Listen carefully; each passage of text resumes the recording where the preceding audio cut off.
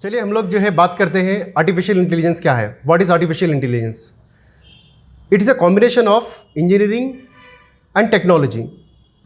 Engineering और technology के combination को एल्गोरिथम्स में जोड़कर सिस्टम्स को इंस्ट्रक्शंस दिए जाते हैं और सिस्टम वो इंस्ट्रक्शन को फॉलो करता है। मिसाल के तौर पर अगर मुझे 1 लाख ट्रांजैक्शन या 1 लाख काम एक ही वक्त में अगर मुझे अंजाम देना हो, एक बंदा जो है उसको अंजाम देना मुश्किल है। इसके लिए सबसे पहले इंस्ट्रक्शन देना पड़ता, पूरे एम्प्लॉयज़ को उस काम के बारे में समझाना पड़ता और काम के बारे में समझाने के बाद वो बंदे उस पर काम करते, चाहे कोई भी चैलेंज हो या कोई भी टास्क हो, वो टास्क को प्रोसेस करने के लिए। इसके बरक्स जब यही चीज़ सिस्टम को इंस्ट्रक्शन देते हैं तो सिंगल इंस्ट्रक्शन पे, चाहे वो 1 लाख ट्रांजैक्शन हो या 1 करोड़ ट्रांजैक्शन, बिल्कुल एक ही साँचे में, एक ही मोल्ड में आपको आउटपुट मिलता है। इसी तरह इससे गलती को अवॉइड किया जा सकता, मिस्टेक्स को हम लोग अवॉइड कर सकते हैं। आरपीए क्या है? What is RPA? आरपीए का मतलब होता है रोबोटिक प्रोसेस ऑटोमेशन। यानी कोई भी एक काम जो सीक्वेंस में हो, सबसे पहले जैसे बैंक में जाने के बाद सबसे पहले अपने को फॉर्म देना होता, फॉर्म देने के बाद फॉर्म जो है ऑफिसर के पास जाता, ऑफिसर चेक करता, उसके बाद उसकी केवाईसी होती, उसके बाद अप्रूवल आता, उसके बाद जो है आपका अकाउंट ओपन होता। आज कैसे होता है? जैसे आप बैंक जाएंगे, सबसे पहले आपके अंगूठे का निशान लिया जाता। जैसे आपके अंगूठे का निशान लिया जाता, पूरा का पूरा डेटा बैंक में फीड होता।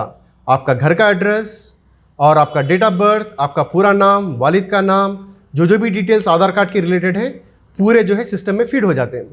उसके बाद जो नेक्स्ट प्रोसेस होता अप्रूवल का, पहले फॉर्म के थ्रू दिया जाता था, अब सिस्टमैटिक वर्कफ्लो डिज़ाइन हो चुका, जहाँ पे ऑटोमेटिकली मैनेजर के वर्क लिस्ट में ये क्यू हो जाता, जहाँ से मैनेजर उसको क्लिक करके चेक करके अगर सब चीज़ें सही हैं तो उसको अप्रूव कर देता। उसके बाद बैंक अकाउंट ओपन हो जाता। पहले मैनुअल प्रोसेस था, चेक करना होता था, पहले कोई अगर ज़रूरी हो तो जो घर का भी वेरिफिकेशन किया जाता लोन के सिलसिले में, उसके बाद जो है बैंक अकाउंट या लोन ओपन किया जाता था। What are the benefits of RPA?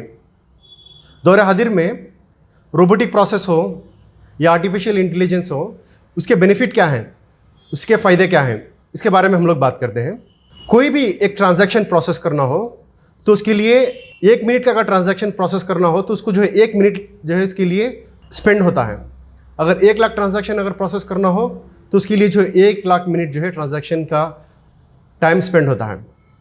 अगर वही चीज़, वही इंस्ट्रक्शन आर्टिफिशियल इंटेलिजेंस के थ्रू किया जाए तो बिल्कुल कम वक्त में 1 लाख ट्रांजैक्शंस को आप प्रोसेस कर सकते हैं।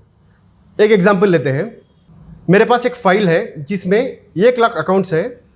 1 लाख अकाउंट्स को मुझे ईमेल भेजाना है। अगर मैनुअली करता गया तो मैं फाइल का एक एक अकाउंट ओपन करना होता और उसके बाद ईमेल टाइप करना होता।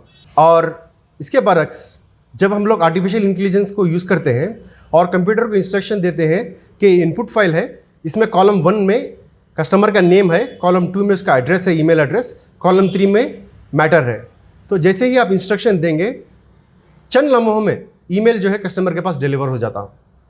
यानी यहाँ पे हम बहुत सारा वक्त बचा रहे हैं। जितना ज़्यादा डेटा होता उतना ज़्यादा वक्त हम लोग बचा रहे हैं यहाँ पे। इसका एक फ़ायदा हुआ। दूसरा फ़ायदा सेल्स इंडस्ट्री या ई कॉमर्स इंडस्ट्री इससे कैसा उठाते हैं उसके बारे में बात करते हैं। एक एग्जांपल देखिए, कभी आप अमेज़ॉन वेबसाइट पे या गूगल वेबसाइट पे कोई भी चीज़ सर्च करें तो सर्च करने के बाद अगर आप चीज़ ख़रीदें या ना ख़रीदें और सिस्टम क्लोज़ करें और दूसरे दिन जब आप ओपन करते हैं अगर उसका प्राइस कुछ चेंज हुआ तो बार बार वो आपके स्क्रीन पे ऐड आते रहता कि जो पिछली बार आपने वॉशिंग मशीन देखे थे इसका प्राइस कम हो गया, इस पर क्लिक करें और सर्च करें। मतलब इसको क्रॉस सेलिंग कहते हैं।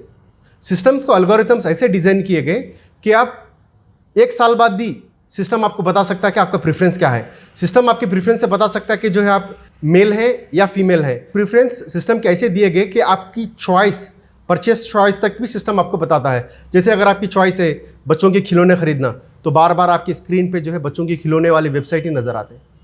इससे इंसान को सर्च करने का जो टाइम है उसको ऑप्टिमाइज़ किया गया।